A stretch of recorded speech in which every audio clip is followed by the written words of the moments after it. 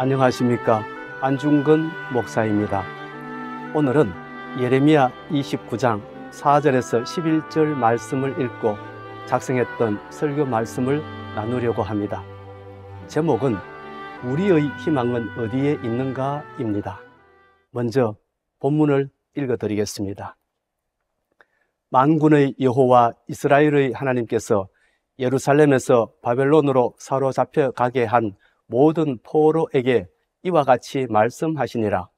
너희는 집을 짓고 거기에 살며 텃밭을 만들고 그 열매를 먹으라. 아내를 맞이하여 자녀를 낳으며 너희 아들이 아내를 맞이하며 너희 딸이 남편을 맞아 그들로 자녀를 낳게 하여 너희가 거기에서 번성하고 줄어들지 아니하게 하라. 너희는 내가 사로잡혀 가게 한 그 성읍의 평안을 구하고 그를 위하여 여호와께 기도하라. 이는 그 성읍이 평안함으로 너희도 평안할 것임이라. 만군의 여호와 이스라엘의 하나님께서 이와 같이 말하노라. 너희 중에 있는 선지자들에게와 점쟁이에게 미혹되지 말며 너희가 꾼 꿈도 고지 듣고 믿지 말라. 내가 그들을 보내지 아니하였어도 그들이 내 이름으로 거짓을 예언함이라. 여호와의 말씀이니라. 여호와께서 이와 같이 말씀하시니라. 바벨론에서 70년이 차면 내가 너희를 돌보고 나의 선한 말을 너희에게 성취하여 너희를 이곳으로 돌아오게 하리라. 여호와의 말씀이니라.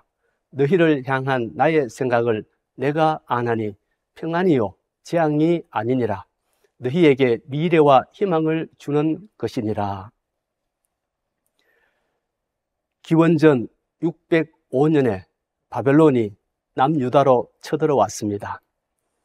그때 바벨론은 예루살렘을 쑥대밭으로 만들고 유능한 유다인들을 포로로 잡아갔습니다. 그로부터 8년이 지난 후 597년에 다시 한번 남유다로 쳐들어왔습니다.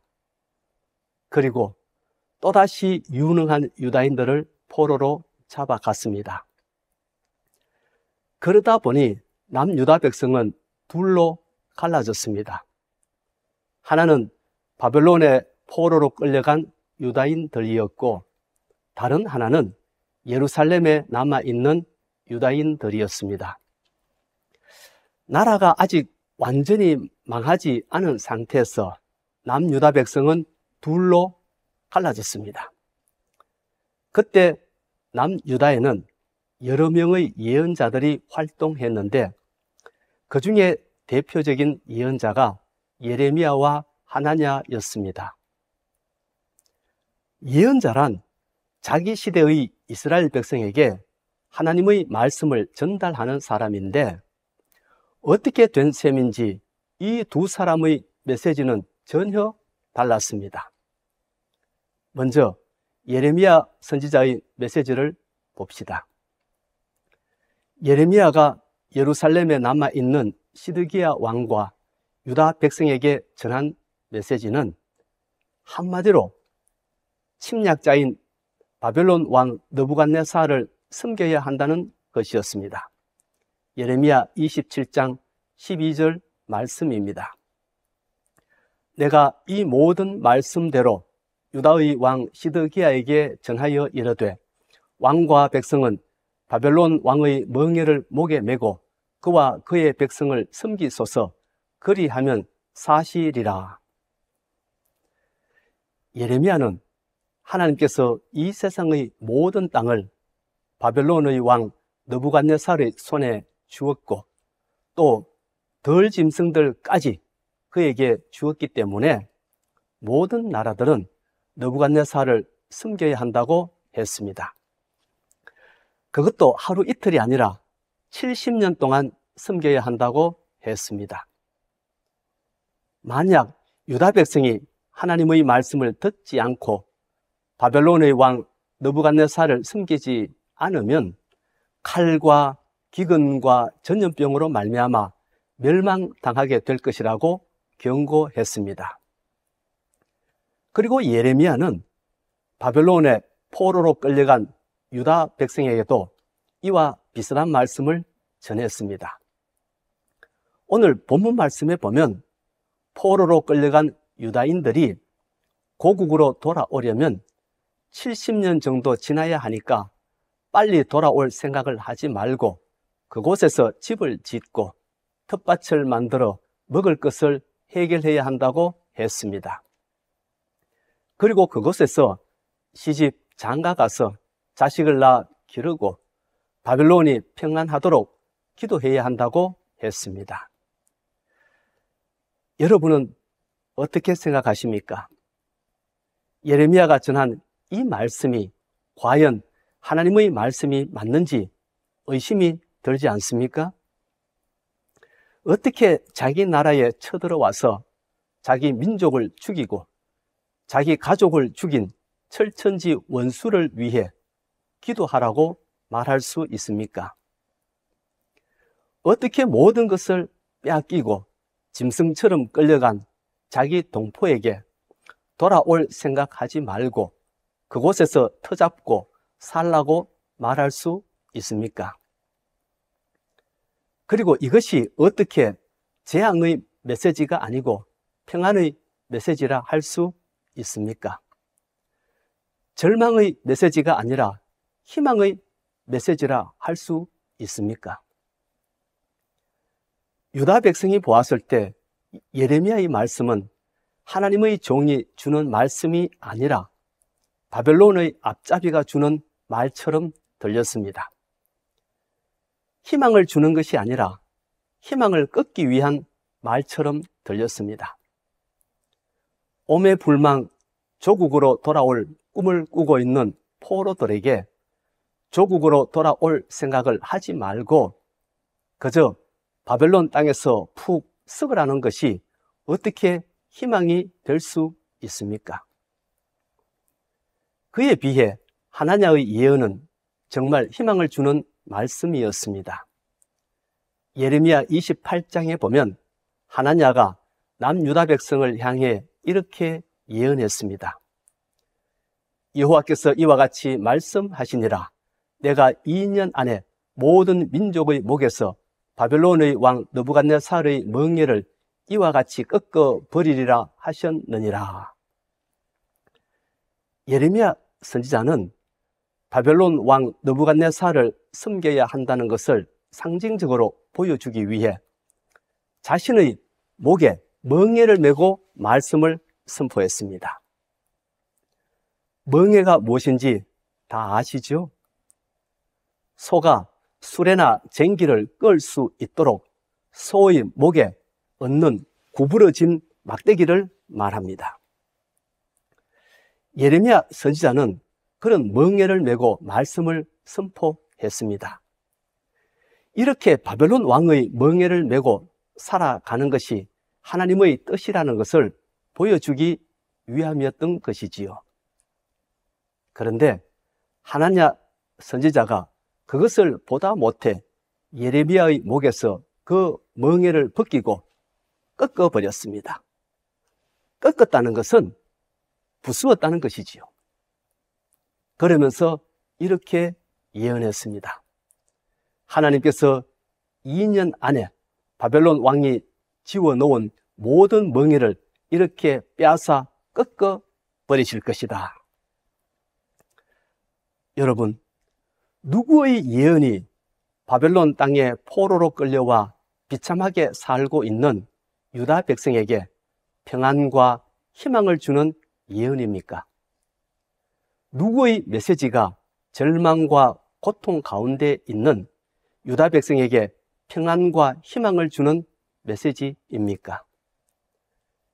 그 당시 유다인의 입장에서 본다면 하나냐의 예언이 희망의 메시지였습니다.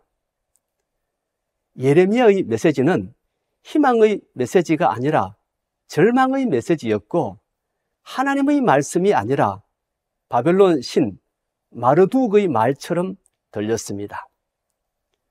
하나님이 주시는 평안이 아니라 정복자의 논리를 대변하는 것처럼 보였습니다.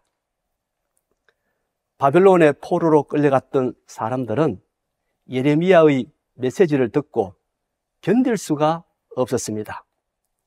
모욕도 그런 모욕이 없었습니다. 그래서 바벨론 포로 가운데 스마야라고 하는 선지자가 예루살렘에 있는 제사장 스바냐에게 편지를 써서 이렇게 말했습니다. 예레미야 29장 26절에서 27절 말씀입니다.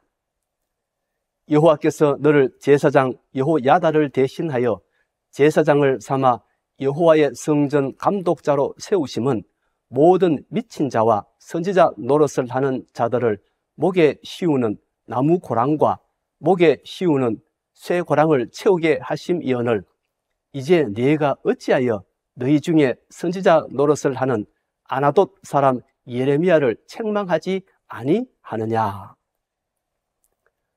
풀어서 설명드리자면 제사장이 해야 할 일은 광신도들이나 거짓 선지자들을 징계하고 처벌하여 종교적 질서를 바르게 세우는 것인데 왜 당신은 예레미야와 같은 거짓 선지자를 가만히 두느냐는 것입니다. 당장 목에 나무 고랑을 채우든지 쇠고랑을 채워서 감옥에 쳐 넣으라는 것입니다. 결국 이 일로 인해 예레미야는 말로 할 수 없는 고난을 당하게 됩니다.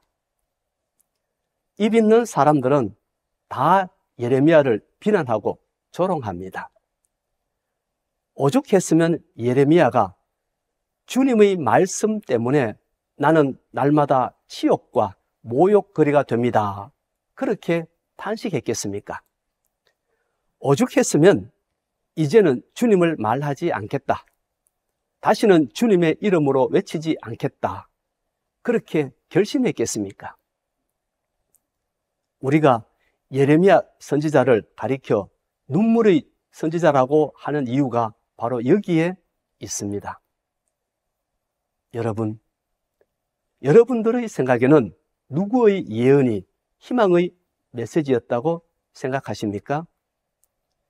예레미야의 예언이 희망의 메시지였습니까? 아니면 하나냐의 예언이 희망의 메시지였습니까? 이 두 사람 가운데 누가 참 선지자이고 누가 거짓 선지자였다고 생각하십니까? 이 질문에 대한 대답이 신명기 18장 22절에 기록되어 있습니다. 제가 읽어보겠습니다. 만일 선지자가 있어 여호와의 이름으로 말한 일에 정흠도 없고 성취함도 없으면 이는 여호와께서 말씀하신 것이 아니요 그 선지자가 제 마음대로 한 말이니 너는 그를 두려워하지 말지니라. 예언자들이 여호와 하나님의 이름으로 예언을 한다고 해서 다 하나님으로부터 말씀이 아니라는 것입니다. 예언자들 가운데는 하나님으로부터 받은 말씀을 전하는 예언자도 있었고 자기 마음대로 지어서 말하는 거짓 예언자도 있었다는 말씀입니다. 그러므로 역사 가운데 누구의 예언이 성취되었는지 그것을 보고 참 예언자와 거짓 예언자를 구분하라는 말씀입니다. 여러분, 누구의 예언이 성취되었습니까? 예레미야의 예언이 성취되었습니까? 아니면 하나냐의 예언이 성취되었습니까? 예레미야의 예언이 성취되었습니다. 바벨론으로 끌려간 포로들은 하나냐의 예언대로 2년 만에 돌아오지 못했습니다. 예레미야의 예언대로 약 70년 만에 돌아왔습니다. 그리고 하나냐는 예레미야의 예언대로 하나님으로부터 징계를 받아 곧바로 죽었습니다. 예레미야 28장 15절에서 17절 말씀입니다. 선지자 예레미야가 선지자 하나냐에게 이르되 하나냐여 들으라. 여호와께서 너를 보내지 아니하셨거늘 네가 이 백성에게 거짓을 믿게 하는도다. 그러므로 여호와께서 이와 같이 말씀하시되 내가 너를 지면에서 제하리니 네가 여호와께 패역한 말을 하였음이라. 네가 금년에 죽으리라 하셨느니라 하더니 선지자 하나냐가 그해 7째 달에 죽었더라. 결국 역사는 예레미야의 예언대로 흘러갔습니다. 예레미야의 메시지가 성취되었습니다. 예레미야가 참 선지자였고 예레미야의 메시지가 희망의 메시지였다는 것이 확인되었습니다. 하나님께서는 오늘 이 본문 말씀을 통해 우리들에게 2가지 메시지를 주십니다. 첫째, 우리의 희망은 우리의 귀를 즐겁게 하는 사람의 말에 있지 않고 우리의 가슴을 아프게 하지만 이 세상 역사를 주관하시는 하나님의 말씀에 있다는 것을 가르쳐 주십니다. 거짓 예언자들은 우리에게 희망을 말하고 평안을 말하지만 그것은 달콤한 악마의 속삭임에 불과합니다. 실제 역사는 그들의 말대로 이루어지지 않습니다. 개인의 역사든 인류의 역사든 실제 역사는 하나님의 말씀대로 이루어집니다. 그러므로 우리가 해야 할 일은 하나님께서 약속하신 희망을 붙들고 사는 것입니다. 내 귀에 듣기 좋은 사람의 말을 붙잡는 것이 아니라 내 귀에 듣기 싫어도 그것이 하나님의 말씀이면 붙들고 살아야 합니다. 우리의 희망은 근거 없는 거짓 예언자들의 달콤한 유혹에 있지 않고 역사의 주관자이자 인생의 생사화복의 주관자이신 하나님의 말씀에 있기 때문입니다. 둘째, 우리가 고난 가운데 있을 때는 내가 왜 이런 고난을 당하게 되었는지 자신을 반성하는 기회로 삼아야 한다는 것을 가르쳐 주십니다. 전도서 7장 14절 말씀에 보면 형통한 날에는 기뻐하고 곤고한 날에는 되돌아보아라는 말씀이 있습니다. 바벨론으로 끌려갔던 남유다 백성도 처음에는 민족적 고난으로 인해 절망하고 방황했습니다. 신앙이 흔들렸습니다. 그러나 곧바로 정신을 차리고 자기들의 행위를 되돌아보았습니다. 하나님의 도성이었던 예루살렘이 우상을 섬기는 바벨론에 멸망당하고 하나님의 백성이었던 우리가 이방인에게 포로로 끌려올 수밖에 없었던 이유가 무엇일까? 되돌아보았습니다. 깊은 신학적 반성 끝에 내린 결론은 하나님께서 우리를 버리셨기 때문에 우리가 망하게 되었고 하나님께서 우리를 버리신 이유는 하나님의 백성인 우리가 하나님의 말씀대로 살지 않았기 때문이라는 반성을 하게 되었습니다.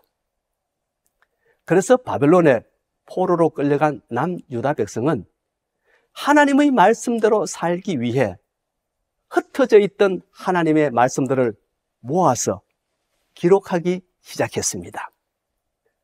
그렇게 해서 기록된 것이 바로 구약 성경입니다. 지금 우리가 보고 있는 이 구약 성경 가운데 상당 부분이 바로 그때 기록되었습니다. 그리고 그 말씀대로 살기 위해 회당을 세웠습니다. 하나님의 말씀을 가르치고 그 말씀대로 아이들을 교육하고 그 말씀대로 하나님께 예배하기 위해서는 회당이 필요했기 때문입니다. 이러한 노력 덕분에 유다인들은 2500여 년이 지난 지금까지도 회당에 모여서 하나님께 예배를 드리고 있습니다. 그리고 그러한 회당 예배 덕분에 유다인들은 역사의 무대에서 사라지지 않고 지금까지 민족의 정체성을 지키며 살아가고 있습니다. 시편 119편 기자가 고난당한 것이 내게 유익이라. 이로 말미암아 내가 주의 율례들을 배우게 되었나이다. 노래할 수 있었던 것은 바로 이러한 역사적 경험이 있었기 때문입니다. 사랑하는 성도 여러분, 우리의 희망은 하나님의 말씀에 있습니다. 사람의 말에 있지 않습니다. 그러므로 눈물의 골짜기에 있을수록 우리는 거짓 선지자들의 말에 현혹되지 말고 하나님의 말씀에 귀를 기울여야 합니다. 우리의 귀에 달콤한 것보다 불편한 진실을 들어야 합니다. 그리고 고난 가운데 있을수록 우리는 우리 자신의 허물을 살피고 회개하는 삶을 살아야 합니다. 우리의 아픔을 남의 탓으로 돌리고 우리의 책임을 남에게 전가하는 그런 이기적 삶을 살아서는 안 됩니다. 사람은 자기가 잘못했다는 말을 듣기 싫어합니다. 설령 그것이 하나님의 말씀이라 할지라도 듣기 싫어합니다. 과거 유다 백성만 그런 것이 아닙니다. 오늘 이 시대의 그리스도인들도 그렇습니다. 그러다 보니 사랑을 강조하고 복을 선포하고 성공을 약속하는 설교를 좋아합니다. 그리고 그런 목회자가 있는 교회로 몰려갑니다. 목회자가 하나님의 사랑을 강조하고 복을 선포하고 성공을 약속한다고 해서 그것이 우리의 삶에 성취되지 않습니다. 하나님의 말씀이 성취되지 목회자의 말이 성취되지 않습니다. 괜히 속지 마십시오. 듣기 싫고 마음이 찔리고 골수가 쪼개어지는 아픔을 느낀다 할지라도 그것이 하나님의 말씀이면 이루어집니다. 그러나 아무리 듣기 좋아도 사람의 말이면 이루어지지 않습니다. 그러므로 우리는 하나님의 말씀에 우리의 희망을 찾는 그런 신앙인이 되어야 합니다. 설령 그것이 아프고 힘든 말씀이라 할지라도 그것을 붙들고 살아야 합니다. 우리를 향한 하나님의 생각은 근본적으로 평화요, 희망이기 때문입니다. 오늘은 여기까지 하겠습니다. 제가 잠깐 기도하고 마치겠습니다. 하나님 아버지, 우리는 영적 눈이 예민하지 못하여 목회자들이 전하는 말씀이 하나님의 말씀인지 사람의 말인지 구분하기 힘들 때가 참 많습니다. 그래서 우리 귀에 좋은 설교를 하는 목회자를 찾아가는 그런 경향이 참 많습니다. 주님, 오늘 본문 말씀을 통해서 귀한 교훈을 주시니 고맙습니다. 결국 성취되는 것은 하나님의 말씀임을 가르쳐 주시니 고맙습니다. 이제 후로는 우리가 아파도 거북해도 하나님의 말씀을 붙들고 살아가는 주의 백성 되어서 우리를 향한 하나님의 뜻이 이루어지는 역사를 보는 저희들 되게 하여 주시옵소서. 예수님 이름으로 기도하옵나이다. 아멘.